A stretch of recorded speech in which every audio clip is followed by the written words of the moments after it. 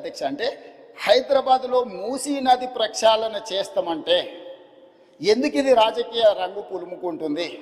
ఎంఆర్డీసీఎల్ నేను మొదలు పెట్టలే అధ్యక్ష.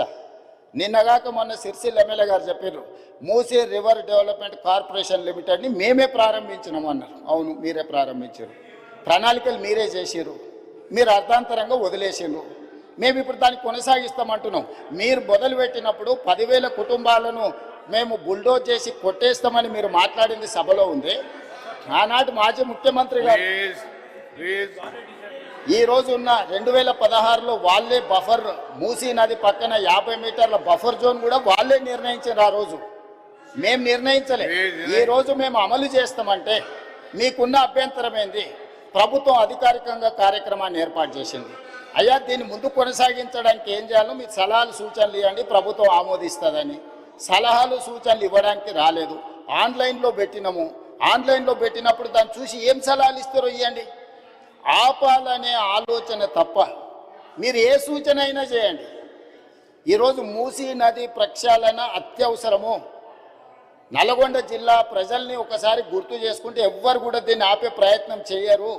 ఈరోజు రంగారెడ్డి జిల్లా హైదరాబాదులో ఉండే కాలుష్యము, పరిశ్రమలు, శవాల కలేబరాలు, మనుషుల శవాలతో సహా కొట్టుకుపోయి నల్గొండకు ప్రాణాంతకంగా తయారైంది అధ్యక్ష.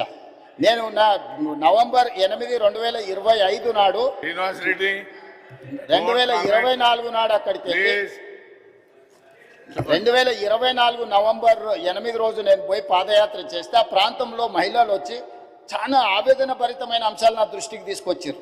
కొత్తగా పెళ్ళి అయితే పిల్లలు ఎవరు ఆ ప్రాంతంలో ఉండడం లేదు. అక్కడ పండించిన పంటలు తిన్నా, అక్కడ బోర్లలో నీళ్లు తాగినా పుట్టబోయే పిల్లల మీద విపరీతమైన ప్రభావం చూపిస్తుందని చెప్పి మహిళలు వచ్చి చెప్పినప్పుడు నేను ఆలోచన చేసిన అధ్యక్ష, వీళ్ళకు విముక్తి కలిగించాలి కదా, మనకు అవకాశం వచ్చినప్పుడు ఒక మంచి పని చేయాలి కదా, ఆ మంచి పని చేయడానికి మనం ప్రయత్నం చేయాలి కదా అని ప్రణాళికలు రచించినాం అధ్యక్ష.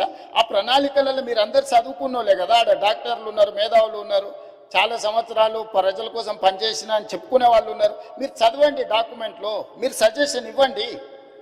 ఆపాలనేది కాకుండా ముందుకు వెళ్ళడానికి అవసరమైన మీ సలహాలు ఇవ్వండి. మీరు సలహాలు ఇస్తే మాకు అభ్యంతరం లేదు. ఆ సలహాలను మా ప్రభుత్వం స్వీకరిస్తుంది. అంతే తప్ప మేము చెయ్యలేము, మేము ఆపేస్తామనే విధానము ఎవరికి మంచిది కాదు. దయచేసి చైర్మన్ సార్, మీ ద్వారా ప్రధాన ప్రతిపక్షానికి నా సూచన ఒక్కటే, మీరు ఏం సలహాలు ఇస్తారో ఇవ్వండి. నిరభ్యంతరంగా మేము వాటిని స్వీకరిస్తాం. ప్రజలకు ఉపయోగపడేది ఉంటే 100% వాటిని అమలు చేస్తాం.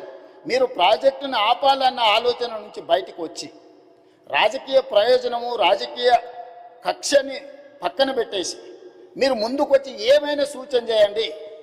ఈ ప్రభుత్వం ఓపెన్ మైండ్తో ఉంది. ఒకవేళ నన్ను కలవడానికి మీకు అభ్యంతరం ఉంటే మా శ్రీధర్ బాబు గారు రంగారెడ్డి జిల్లా ఇన్ఛార్జ్ మినిస్టర్, పొన్నం ప్రభాకర్ గారు హైదరాబాద్ ఇన్ఛార్జ్ మినిస్టర్, ఆ మంత్రులతోనూ కమిటీ వేస్తా. డిప్యూటీ సీఎం గారు, శ్రీధర్ బాబు గారు, పొన్నం ప్రభాకర్ గారితో ఒక క్యాబినెట్ సబ్ కమిటీ వేస్తా. మీకు ఏమైనా సూచనలు ఉంటే క్యాబినెట్ సబ్ కమిటీకి సబ్మిట్ చేయండి. డెఫినెట్గా we will examine, we will take a final decision. ఈ కన్సెన్సస్ బిల్డ్ చేసి చేయాలనుకుంటున్నాం అధ్యక్ష. ఉన్న పలంగా మేమేదో కూలగొట్టేస్తాం, మేమేదో కట్టేస్తామని ఇట్లాంటి ప్రచారాలు మానండి.